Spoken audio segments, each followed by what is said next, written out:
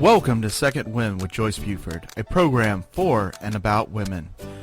Joyce Buford is a certified coach and motivational speaker who has a passion for helping women who need a second wind. She is the author of the Amazon bestseller, Effortless Happiness, How to Find Your Voice and Finally Ask for What You Really Want. She studied directly with her mentor, Jack Canfield, and is a fully certified coach in his program. Also, she has served as an assistant in his training programs. Through her study with many prestigious coaches and mentors, she has created a powerful program that has positively impacted thousands of people.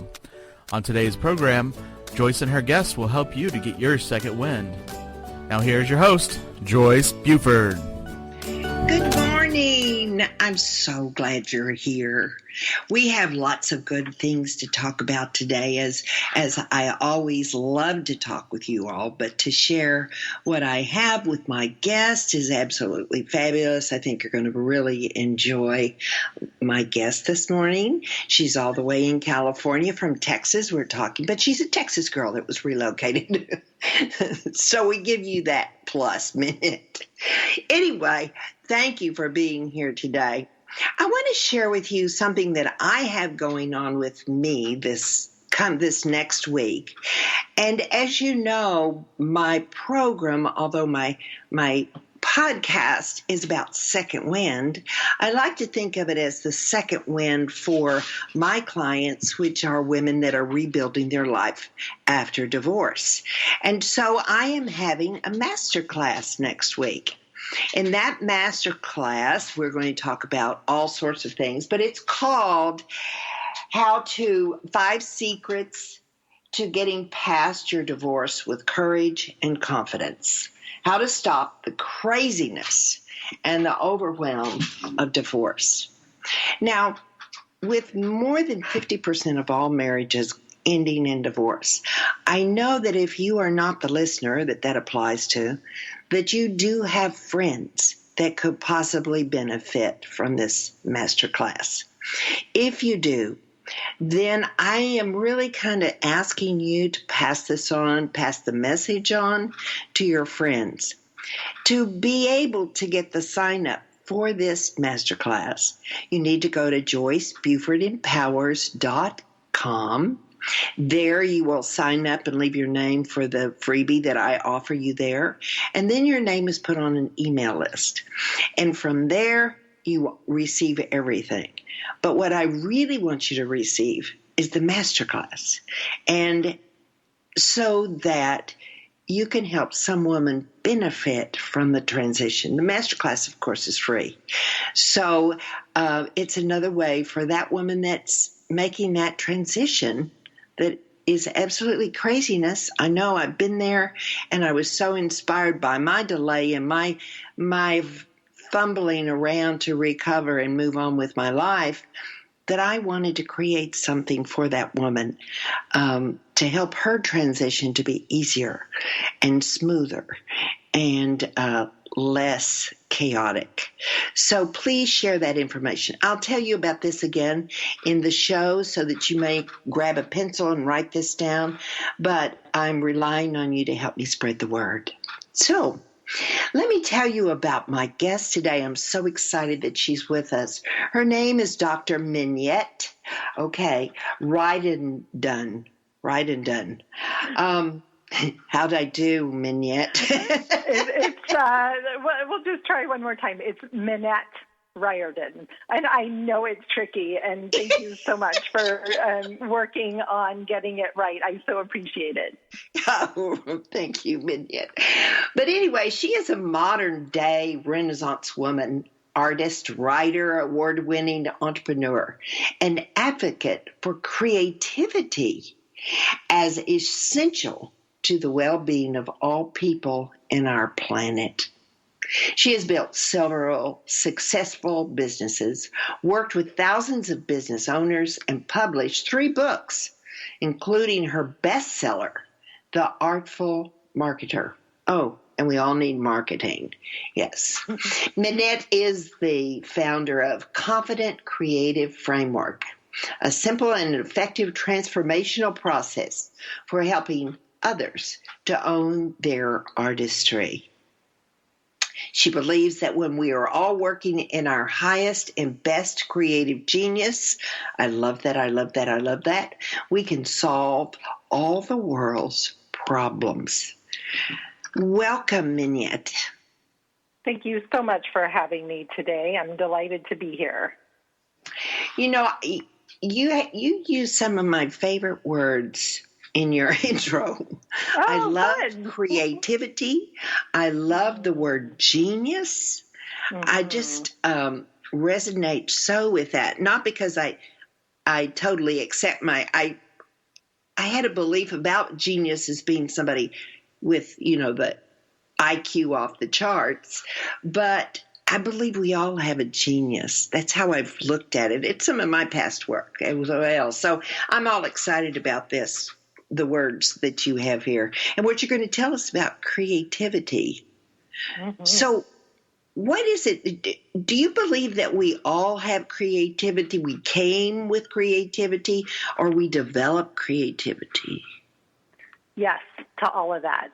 It's such a great question. So I believe, actually I don't believe, I know for a fact that we are all creative. As a species on this planet, we all have the seeds of creative genius within us, and it looks different for everyone. The problem is that most of us conflate creativity with making art, and we need to untangle those two things so that we can really start to see the ways that we are creative. My husband is a software engineer. He's a programmer. He's so creative in that language. Scientists are creative. It took creativity to get man to the moon, right? So we're all creative. And at the same time, there are aspects of creativity that are skills that anyone can develop and master. But first, I think the biggest thing is that we just have to remember that we're creative and let go of some of the creativity scars and the stories that we were told as children about not being good enough at a particular activity, art form, or sport even, that we've just forgotten how really, truly amazing and divine that we all are. And as a species, creativity is the thing that makes us unique. Yeah. It's almost like it's free thinking. Could you use that with creativity?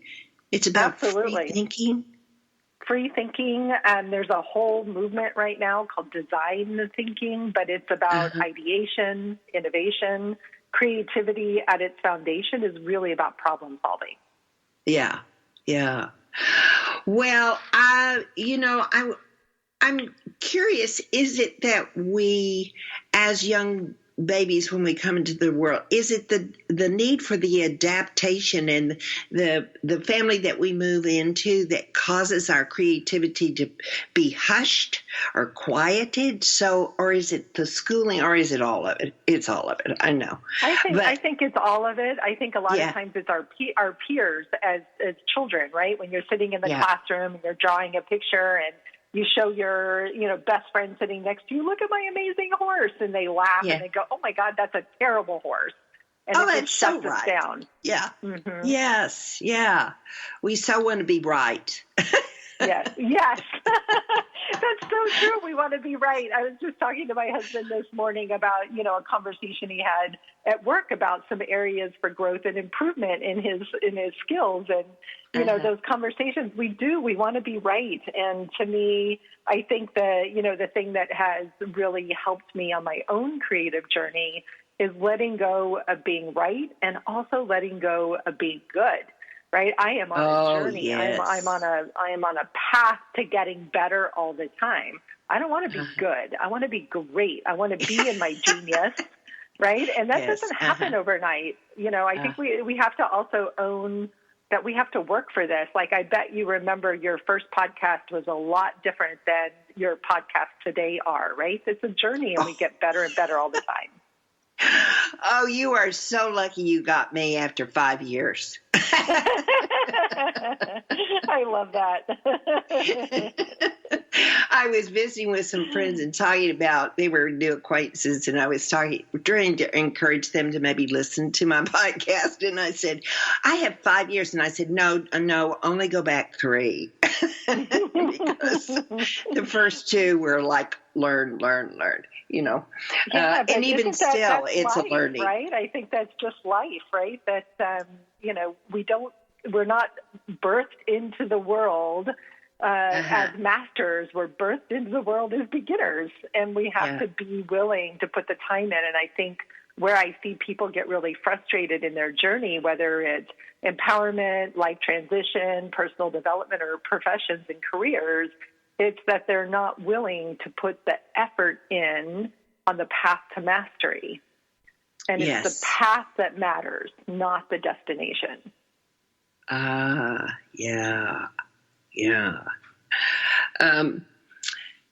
I think we all, I want to share, if I may, Minette, I want to share a little story that I just had yesterday that I just out of the caverns of my body came forth yesterday. It's about creativity. I won't go into the whole thing, but I was at a workshop. We were broken down into groups. We were supposed to make little plays to present about mind blocks and things like that.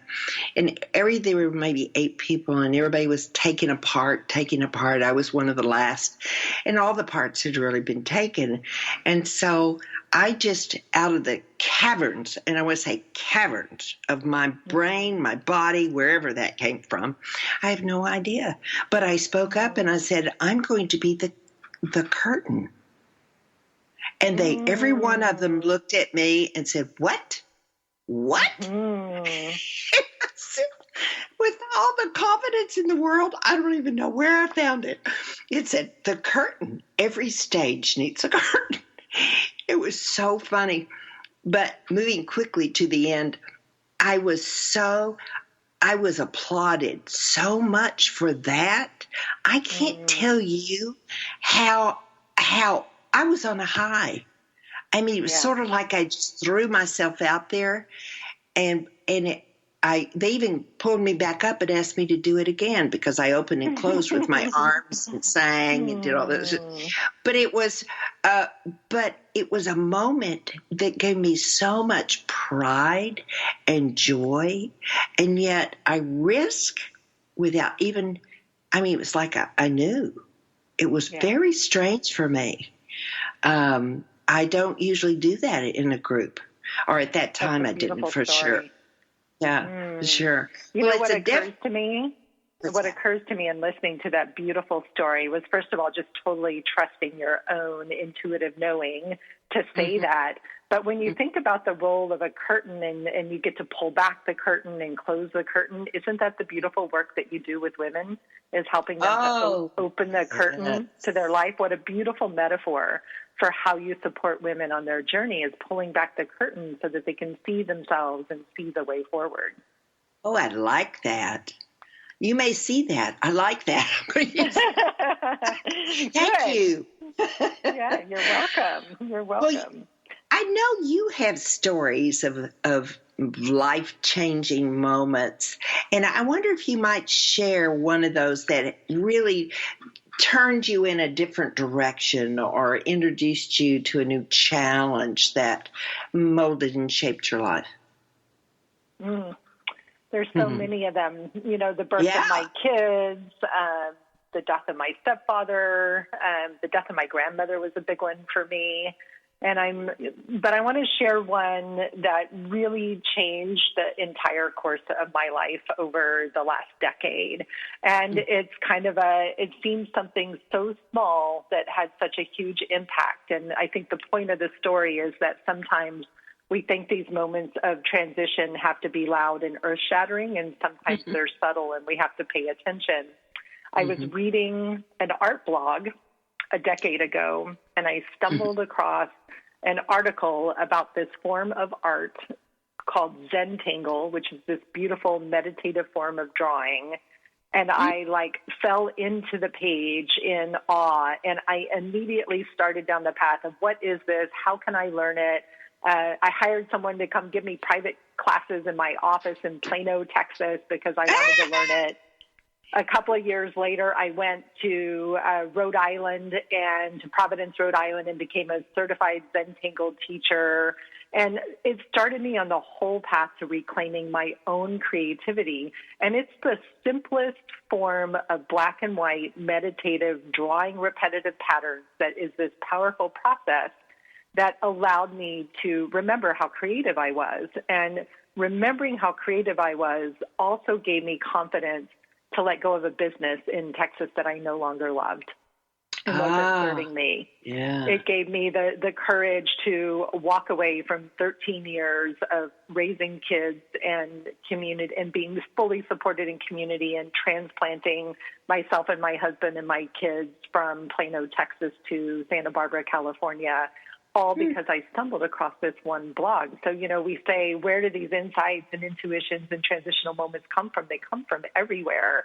And I still, to this day, will sit in front of the TV at night and do my Zentangle art because I love it. It's the one form of art making that's stuck with me. And what that's evolved into is it transformed my coaching career.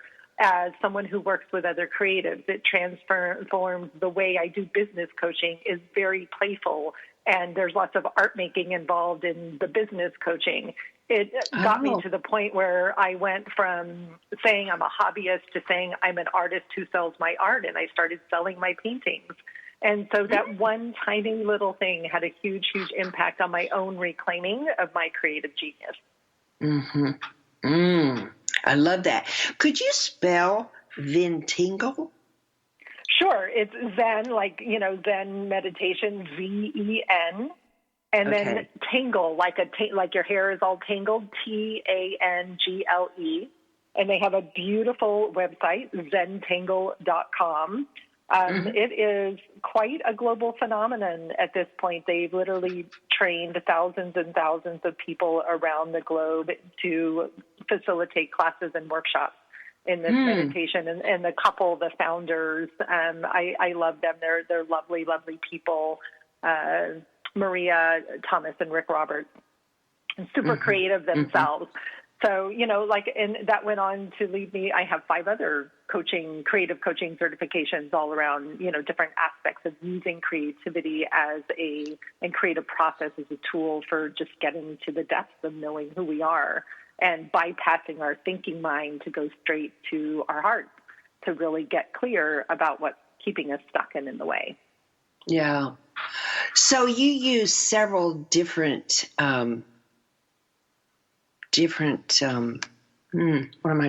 modes of helping somebody move and discover their creativity? Yes. Yes. Lots of different ones, like collage, Zentangle, like forms of intuitive painting where you just give people paper and paint and you just put color on the page to get over the fear of that blank page. Lots of writing and journaling as well. And I find that no matter what it is that we're doing in our lives, we all benefit from more creative play. And in fact, what I've been experiencing myself this year is how much, so last year was in many ways a year of grieving for me with changes in my business, changes in my life, learning to let go of things, working through relationship issues with my relationship with my mom, which are all about me and not about my wonderful mom. They're totally about me. Yeah. And, so working through that as well. So there was a lot of grieving, and creative process was the thing that really helped me get through that. So lots of collage, lots of writing, and just lots of just allowing myself to pour emotions and feelings onto the page.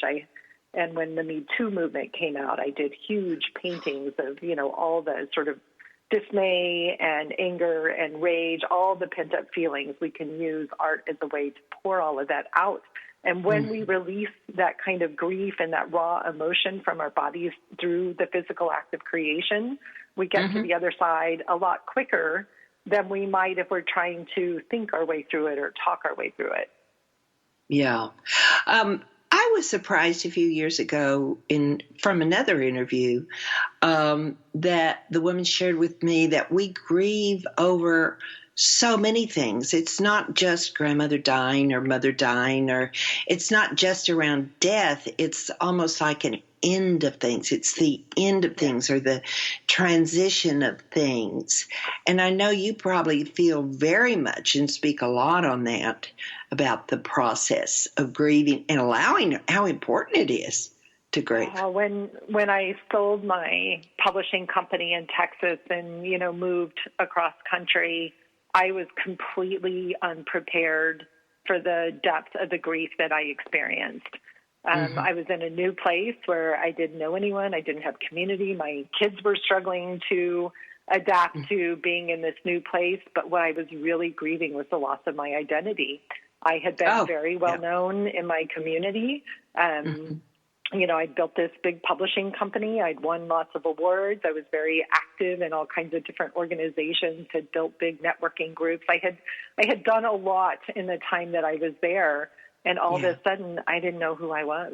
And I think that's sometimes the core of grief, whether it's divorce, loss of a loved one, career transition, getting, laid off or let go from a job. Like, I think that grief is at its core about our loss of our sense of self. It is. It is. I know that when I retired for 5 years was a director of a children's museum in Tyler. And I had wonderful cards. I loved my cards. They were so fun and playful. When I retired, not near the magnitude of your large company and all that, but even with my little adjustment, that was an adjustment. Mm-hmm. And 5 years is a lot. You invested a lot of love in that, right? And a lot of care. Oh, I did. Yeah. So there's a lot to grieve. It's not about size, I think. It's about how much energy we've given to something or someone. Yes. And I can see women going through divorce. Oh, my. They've lost a lot of identity many times if they've not worked outside the home.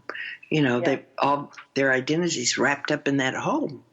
Mm-hmm. So how do you... Empty nest is another one, right? I'm getting ready to be an empty nester next year. It's like a whole different type of grieving all over again. It is. So how will you begin your recovery, or how you want to, I don't know, is it called recovery, or go through your grief of the empty nest? Do you have a place where you start, or just how do you address that?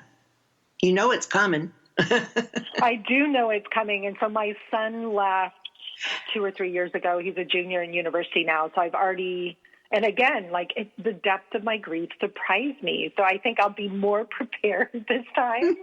And this time it's my baby girl, right? My daughter. Yeah. And we're very close. And I think with her, I know she'll stay in touch, right? With my son, he's very independent. I knew he would go off and, live his life and do his thing, and I wouldn't hear from him very much. My daughter, I think one of the things is to have a clear plan in place for connecting with other women. That's so important to me. Not being home alone, having plans in place for my husband and I to travel, to visit both of our kids. We're with kids at home in school, we're not as free to travel whenever we want. And so there'll be some newfound freedom in taking off on weekends because we won't be driving 3 hours to band competitions. So I think there's some freedom of time that will take some planning, and we're not always really good at that planning for time off. And so I think looking at how are we going to make sure that we stay connected to these two amazing human beings and to each other. And there's part of me that's excited about the time that we're going to have together, which will be, the first time in 20 years. Well, Connor will be 21. And so it'll be the first time in 21 years. We've had so much, time to really spend with each other. And even though we worked together for the past 3 years, it's energetically different when there's kids in the picture. I know. Well, you mentioned something that's really important. The way you'll grieve for your son is so different from the way you grieve for your daughter because of the relationship. And because one's male and one's female. And so it'll be a new experience. It really will. It will. And and I think, now it's like I love to spend a lot of time on the weekend painting, and my daughter complains. She loves to shop. I don't love to shop, but she complains how my painting is just like me working, and and so I've learned that the more I give myself permission to play during the week, then I feel like I have more energy to play with her in the way that she wants on the weekends as well. And I used to just sort of I wouldn't allow myself permission to play during the week. It felt selfish. It felt like we were trying to build this business. There's so much to do. And we're taking care of kids and cooking and all the things. And now what I've learned is if I just start every day with painting. So I'm usually up pretty early. I slept until 6 this morning, which felt like a nice gift. But by 6:30, I had a cup of coffee and I was at the canvas. And so giving myself permission for that to be such an integrated part of my routine. So I guess a very long answer to your question is I'm already setting the stage for how I'll support myself during that process. Yeah. So you'll be doing your painting as part of your process. Would you use the Ventangle or some other method as well, writing, or do you get such release through the painting? I like all of it. I'm one of those typical creatives that if you ask me to, pick just one, I don't know that I could. For me, the painting serves a purpose, but journaling does as well. And I have a couple of different tools I use, one called Soul Collage, another one called Journey Circles, that are beautiful processes of storytelling through collage work. And then that collage work combines with journaling to really allow me to just create space, on the page in the journal with images and words to Well, we're going to I'm going to interrupt you here and say we're going to take a short break. And when we come back, I'd like for us to talk a little bit more in detail of some of those creative play methods that you're going to start doing. So give us a little tease on that. So we're going to take a short break. I want you all to be sure to come back because you're going to learn more about creativity play. Motivational speaker and author Joyce Buford returns after this short break.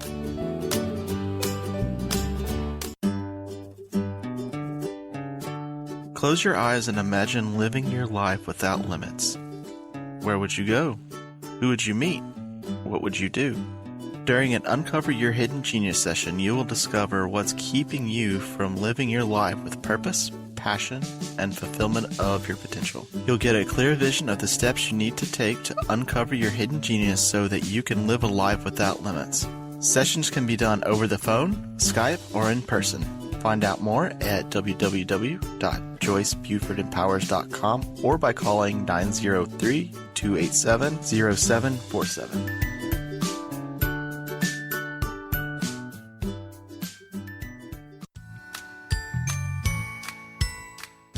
TogiNet Radio has partnered with one of the largest travel booking engines in the world to offer savings of 15 to 30% or more on hotel booking fees through our own web portal, www.bestradiotravel.com. Discover the discount you can receive by going to bestradiotravel.com/Joyce, Joyce, to see for yourself. This is a custom booking site for the listeners of my show through TogiNet Radio. We have negotiated special rates at over 650,000 hotels worldwide to save our customers money. Our members leverage our massive buying power to save thousands of dollars by booking with us. bestradiotravel.com can beat the best prices offered by any other major travel booking website. Please go to bestradiotravel.com/Joyce. Sign up and enjoy the discounts. This is bestradiotravel.com/Joyce. Joyce.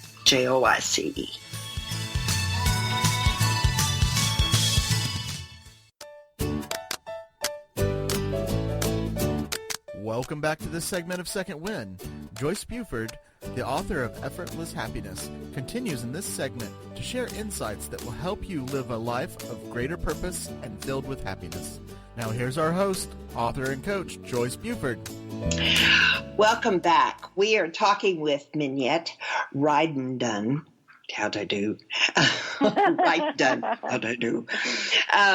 Today, and she is talking about creativity and how bringing that back and into your awareness and really allowing yourself to tap into your creativity can be very beneficial for you in working with grief and moving through life, that those stressful times that we come against. And so, Minette, you mentioned briefly I need to do this first before we get back into that vignette. I'm so sorry. But that's okay. It's all good. I have an exciting thing that I really want to share with you, and I said that I would do this. I hope you grabbed your pencil. But next Wednesday, October the 23rd and the 24th, I'm going to be doing a master class. The master class is called 5 Secrets to Getting Past Your Divorce with Courage and Confidence. How to Stop the Craziness and Overwhelm of Divorce. With divorce going up 50% of all marriages, this is indeed a crazy, crazy thing. And we need to be aware of the chaos that a woman that goes through divorce experiences. The best way you can be a great friend, if you're not one of these women, is to tell her about this webinar or tell her about the master class, which is given to you through a webinar. But if you will go to JoyceBufordEmpowers.com, there you can sign up, you can leave your name, and you will get the email that allows you to sign up for the next Wednesday and Thursday, October the 23rd and 24th, for the live masterclass. You can be a real friend to somebody that is going through this time. So if you're not experienced yourself, which I am so happy for you, but you can be a great friend to a friend and help her move through her crazy time. So, okay, Minette, thank you for that time you gave me. No, it's awesome. It's awesome. It sounds amazing. Yeah, thanks. Okay, tell us about some of that creative play that somebody might be able to pick up and start using. We already did the Ventangle, which was kind of interesting. They can go Google that. But some other types that you use. Yeah, absolutely. So I'll share just briefly 3 of my favorites that are really easy to do, and you do not have to know how to draw or have any particular skill or talent. This is really about play and about process, not about artistic ability. And so the first one I always love to talk about is coloring books, because adult coloring books have become, in the last decade, a phenomenon. They linger at the top of the charts on Amazon, and there's a reason why. It's a form of mindful meditation to just open a page and put color on the page. And where I hear that people get really stuck with coloring books is that they don't know what colors to pick. And so they already go into judgment just by opening the page. So my challenge to you is to blindly close your eyes, spread out your colored pencils or your markers or whatever, and blindly just grab 3 colors and use those 3 colors to color the image, and to also pick coloring books that aren't super detailed. Some of the adult ones are so tiny detailed, they're frustrating. They take too long to color. So a simple coloring book and blindly pick 3 colors. That would be the first one I would share. Would you say a children's coloring book? I love children's coloring books, and so I think it depends. There's some beautiful floral ones out there. I personally, my absolute favorite, I love to color mandalas. I use mandalas a lot in my work in many different forms, and there's gorgeous circular designs. And so there's many mandala coloring books, which tend to be a little less detail-oriented. One of my favorite artists is a woman named Lisa Congdon, Congdon. She has some great coloring books that have kind of bigger graphic images that are really fun to play with. Ah, very good. Thanks. And so the second one that I would love to share is just scribbling. And this is same thing, like put on some music, open to a page in your journal, or just grab some recycled paper that you have lying around. It doesn't matter if it has words on it or anything. Lay out your colors. Crayons, colored pencils, or markers are a great way to start. Just randomly choose 2 to 3 colors that maybe kind of match the mood that you're in, and just start making marks on paper. You're not trying to draw anything in particular. There's something magical that happens that helps us release energy. And I oftentimes will have clients do this twice. And the first time you color out stress. So you pick colors that to you feel like you're stressed, and then you make marks on the paper. And so they might be big, jagged, pointy marks, or they might be round, tornado, circular marks. There's no right or wrong here. And then on a new page, color in joy. Put on some of your favorite music, pick 3 new colors, and color in joy. And this is so incredibly calming to our systems, and it can help instantly shift our mindset. When we're going through grief, or we're having to make difficult decisions, or we're in transition and we can't see our way forward, if we just allow our minds a moment to rest and color, usually we're able to then shift enough to see what our next action step is. It's a simple, effective 10-minute tool for shifting your mindset, shifting your energy, and helping you to figure out what your next step is. I love that. There are 2 separate papers, one for stress, and one for joy. For anger, stress, anger, frustration, whatever you're feeling, and one for joy. I usually do it in my journal because I love to write. I might write first and write all over the page about how I'm feeling and what I want more of, and then color all over the top of it. So I combine those 2 a lot in my journal. But also, we get so much garbage in the mail these days. And I like to figure out ways to recycle it and not waste paper. So you could take some of your recycled, annoying things that you're getting in the mail and color them, right? Yes. So there's all kinds of things. Magazine pages. People, they kind of freak out, Joyce, but I like to color in my books. I take old books and draw and color on book pages as well. Oh, my gosh, the librarian is probably turning over. But you know what? Those books are just sitting there gathering dust, and every time I buy new paper, it's connected to trees and new trees being cut down. So I'm a big fan of looking for things that we can recycle. So coloring and coloring books, using blank paper or junk paper to color on, that would be 1 and 2. And then the third one that I love to share, and this may be a little spiritual for some people, but I find it's really soothing, is to have a written conversation with God, Spirit, the divine, whatever your preferred choice is, and literally to do some stream of consciousness free writing and write at the top of the page what it is that you're struggling with, and then just allow the answers to flow from your pen. And when we connect to that infinite source of creation, that is the God in us and the God there to support us, we can often move through the things that are challenging us to get more clarity. So it's another one of my favorite creative tools. If people don't like the coloring, is to use writing in your journal and to free write and be in dialogue with God. Yeah, I like that. Now, do you do one of these practices or a version like this every day? I do some version of creative play every day, whether that's painting, drawing, writing, working with collage. But yes, It's part of I have kind of a pretty solid morning routine that really jumpstarts my day that includes art making and walking outside. To me, getting outside in nature is a creative act as well that really inspires and nourishes me physically, emotionally, and spiritually.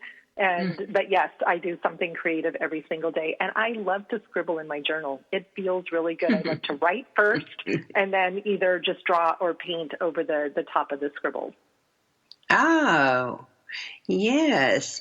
Now, do you do workshops or gatherings to teach this? Yeah, thank you so much for asking. I do. I often, to my email list, will do a free 3-hour workshop on some aspect of creativity.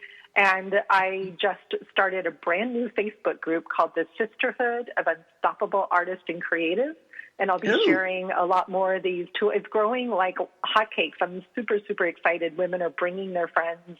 And I will be doing Facebook Lives periodically where I'm sharing some of these tools in that group as well. So that's an easy way to get connected and see what I'm up to.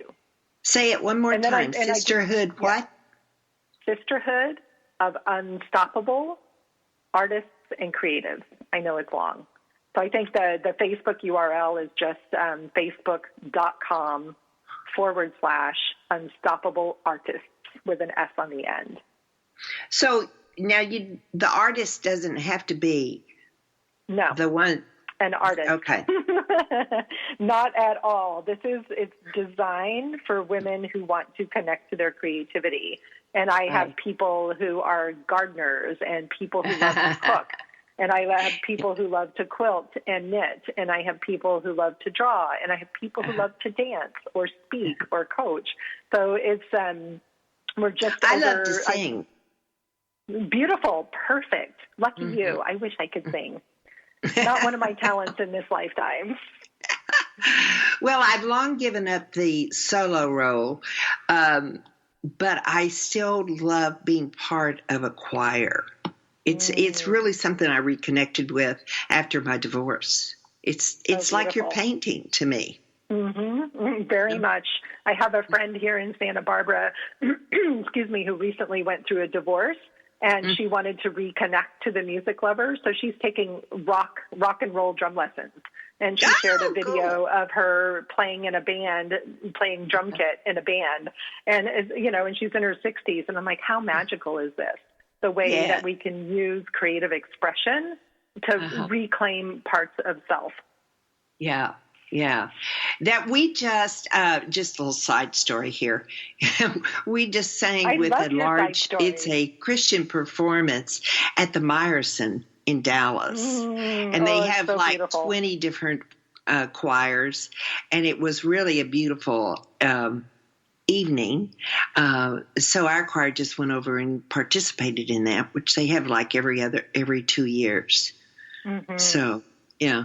So it's magical to be part of those festivals, isn't it? Oh, I love it. Yeah. And so you bring up a really good point about the magic of creating in community, and it can be really hard to get started home alone. So I highly encourage women to either find a creativity coach like me or to find a local workshop. There are so many women in different communities teaching all kinds of creative workshops, from making clay to planting succulents to people are bringing embroidery back or hand lettering. Like there's so many fun ways to find connection to creative outlets. And I highly recommend doing it in person with a community of women because it's so loving and supportive. And I know you wanted me to talk about self-care, and that, to me, is where it really becomes a form of radical self-care, when we give ourselves permission to invest in a class, a workshop, or some one-on-one coaching to reconnect to our creativity. Because if we're left at home by ourselves to our own devices, it's so easy to just stay stuck where we are and think we're not worthy and deserving. And so if you can find communities to play with, it's so powerful. So seek out communities to play with, because communities will help you heal faster as you're on this journey to really coming back through whatever grief or transition you're experiencing. Oh, I so agree. I so agree. It just gets you off it's fun to get in those groups and laugh at, maybe the silly things that you do, or you discover you're not artist. I went to a welding class in cool. Taos, New Mexico, one summer. It was just a short week, but I discovered I am not a welder. But I walked away with a pitiful box. But I'm so proud of that box. And I show it to every welder that comes to my house. Oh, that's fun. It's fun. I've never tried welding. I grew up in San Antonio, Texas, and my grandfather and my father owned a company that manufactured carnival rides, the merry-go-round, mini kiddie rides and Ferris wheels and that kind of thing. And so their welding was all around me, but my favorite summer job one summer was I got to paint merry-go-round horses. So I wasn't interested in the welding, but it was really fun painting and decorating merry-go-round horses. Oh, I bet it would be for you. I know that. And wasn't that fun to use all the colors? Those are so colorful. Mm-hmm. They're so much fun to look at, Mm-hmm. Yeah. I like that.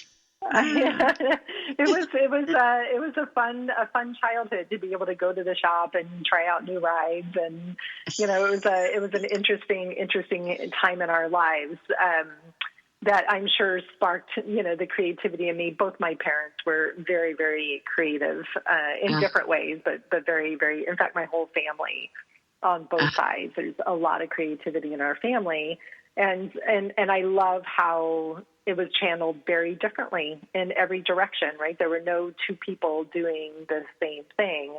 And one of the last suggestion for creative play that I have is to think back to what brought you deep joy as a child. Because we get busy, we raise our kids. Someone in my Facebook group just yesterday, she said, I love to paint. I've been raising my twins for the last 8 years, and I put all my painting aside, and I'm so ready to bring it back out.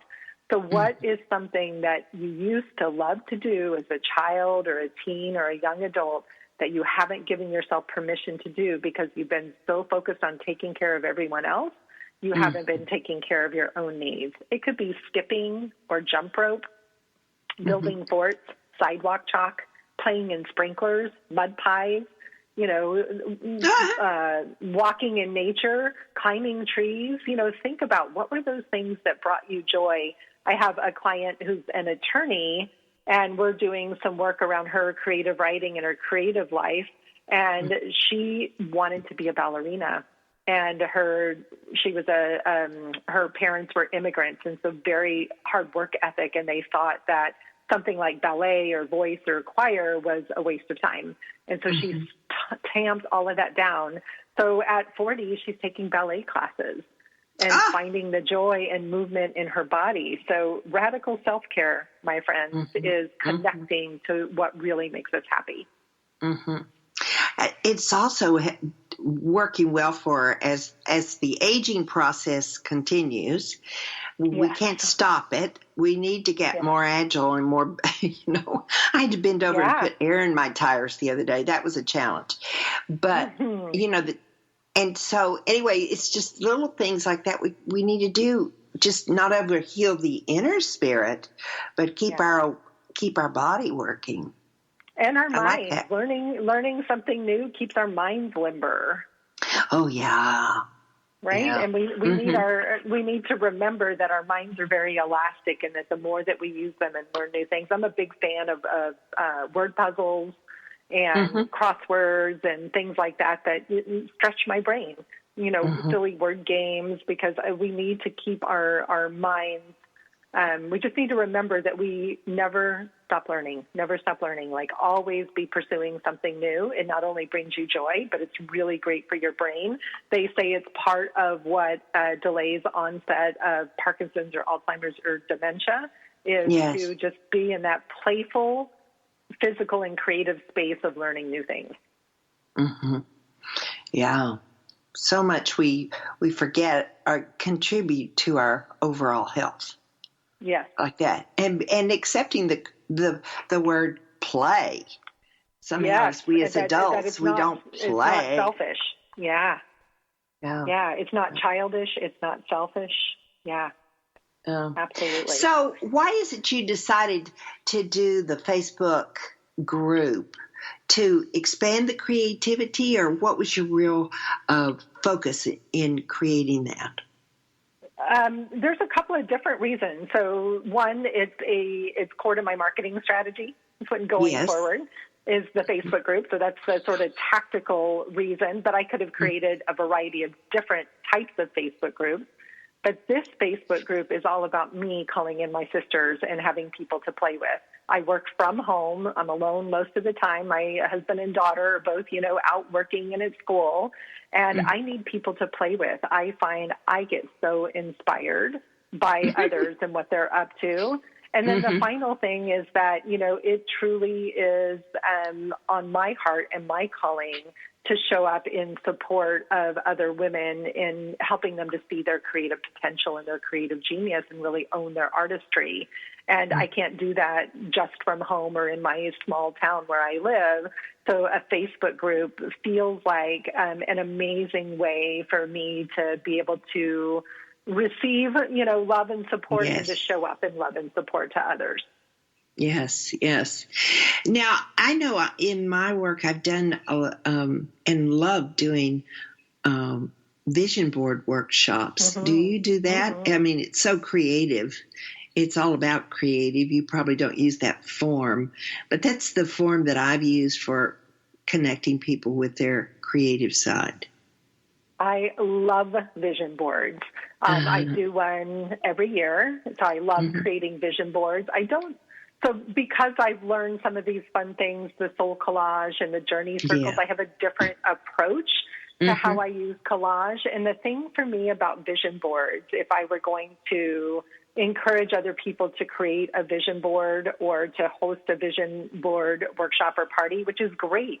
It's so much fun. Just get a group of girlfriends over and have a vision board party, is to not use any words, because words keep us in our head and they limit actually the energy and intentionality of a vision board. So when I talk about creating vision boards, they should be visual, because it offers a broader expansion of what it is that we want, and to not limit ourselves to anything specific, but to be very expansive in this is the energy of what I'm calling in for myself. And so I would not put words on the vision board at all. That's very interesting. Yeah. Or there's, one word, like I love having a word of the year, a focus or intention word of the year might be love or courage or, joy. Focus was mine last year.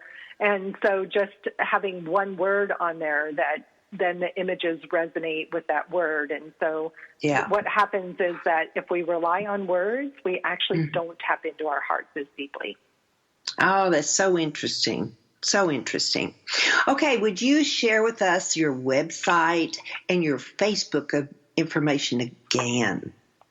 Sure, I'd be happy to. Thank you. So my website is MinetteRiordan.com, MinetteRiordan, as in dog, A-N, MinetteRiordan.com.